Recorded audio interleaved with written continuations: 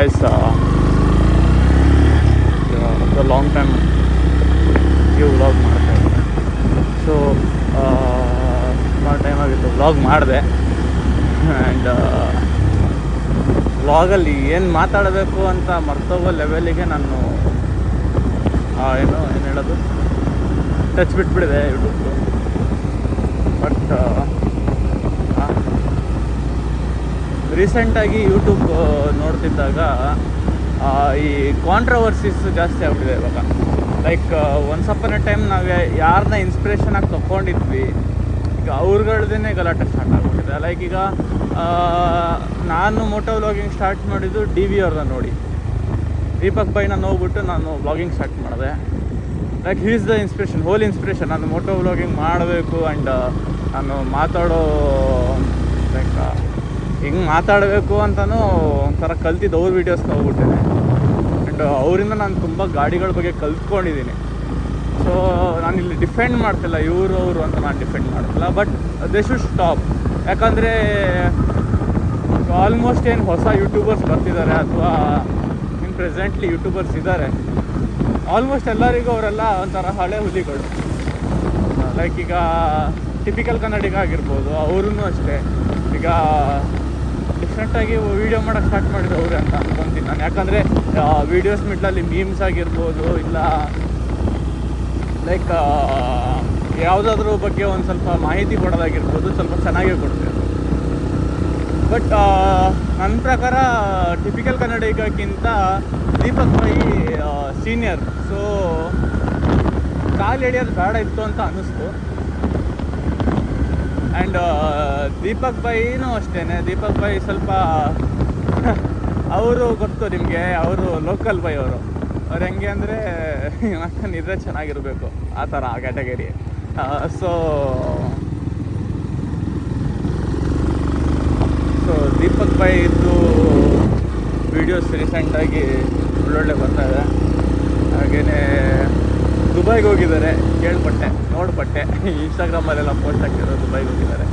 So ನಮ್ಮ ಇನ್ಸ್ಪಿರೇಷನ್ಗೂ all the best ಹೇಳ್ಕೊಂಡು, typical ಕನ್ನಡಿಗೂ all the best ಹೇಳ್ಕೊಂಡು, ಜಸ್ಟ್ ನಂದು ಆ್ಯಸ್ ಹೊಸ ಯೂಟ್ಯೂಬರ್ ಅಂತಲೂ ಹೇಳ್ಕೊಳಕ್ಕಾಗಲ್ಲ ನಾನು.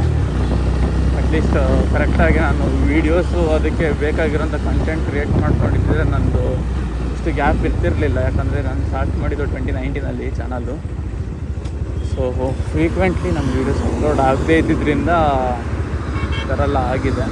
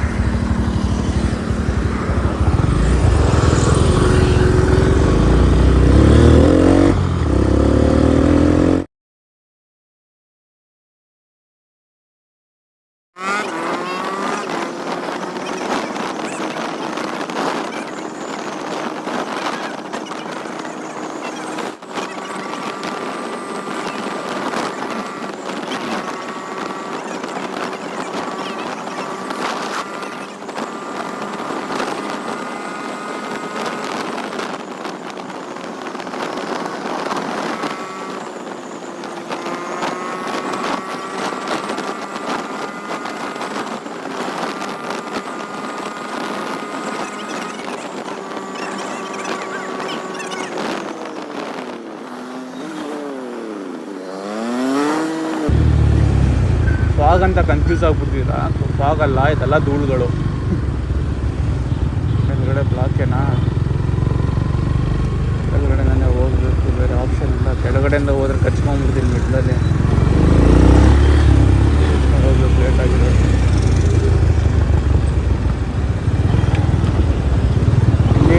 ಇಲ್ಲಿಂದ ಏನಾಗ್ಬಿಡುತ್ತೆ ಅಂದರೆ ಮುಂದುಗಡೆ ನನ್ನ ಗಾಡಿಗಳು ಬರ್ತವೆ.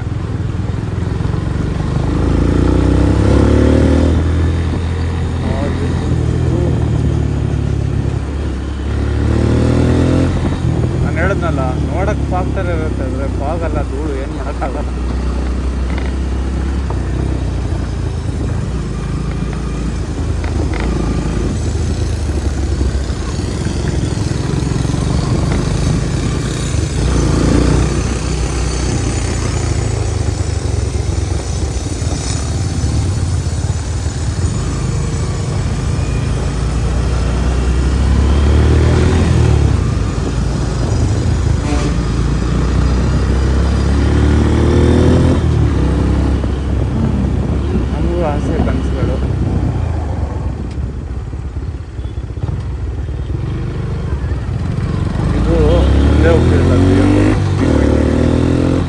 ಕಲರ್ ಬಂದುಬಿಟ್ಟು ನಾರ್ಡೋಗ್ರೆ ಅಂತ ಹೇಳ್ಬಿಟ್ಟು ತುಂಬ ಲಿಮಿಟೆಡ್ ಅಂತ ಹೇಳೋಕ್ಕಿಂತ ನೋಡೋಕ್ಕೆ ಸಿಗಲ್ಲ. ಅಂದರೆ ಪ್ರೊಡಕ್ಷನ್ ಆಗ್ತಾ ಇರುತ್ತೆ. ಲಿಮಿಟೆಡ್ ಅಂತ ಅದೇ ಕೇಳಿದ್ದು, ಲಿಮಿಟೆಡ್ ಅಂತ ಹೇಳೋಕ್ಕಾಗತ್ತ. ರೇರ್ ನಾರ್ಡೋಗ್ರೆ ಯಾರು ತೊಗೊಳಲ್ಲ, ಬಟ್ ನೋಡೋಕ್ಕೆ ಚೆನ್ನಾಗಿದೆ.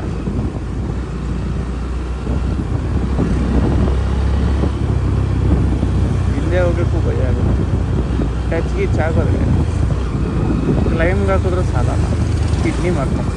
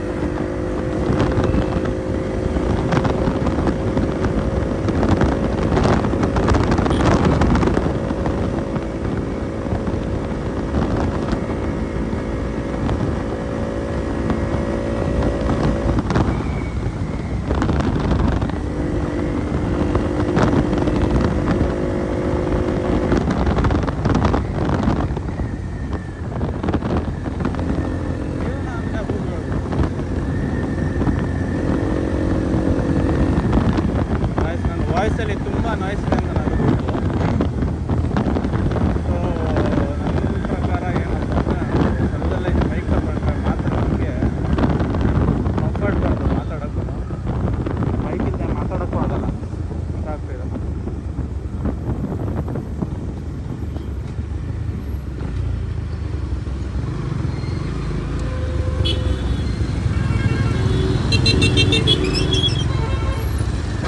ಜಿಲೇಬಿ ಹಾಕ್ತಾರೆ ಮಧ್ಯ ರೋಡಲ್ಲಿ.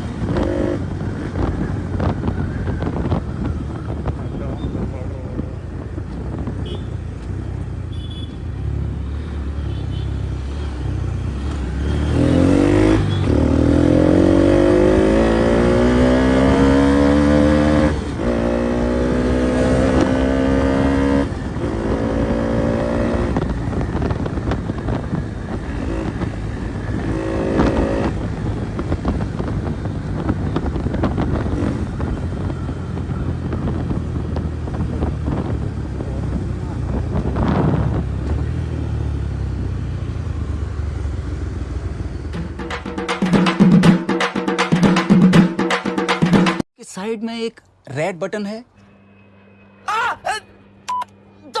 ಸಬ್ಸ್ಕ್ರೈಬ್ ಆಗಲು ಕೆಳಗಿರುವ ಬೆಲ್ ಅನ್ನು ಒತ್ತಿ. ಅಲ್ಲಲ್ಲ ಸಾರಿ, ಇಲ್ಲಿ ಕೆಳಗಿರುವ ಬೆಲ್ ಅನ್ನು ಒತ್ತಿ.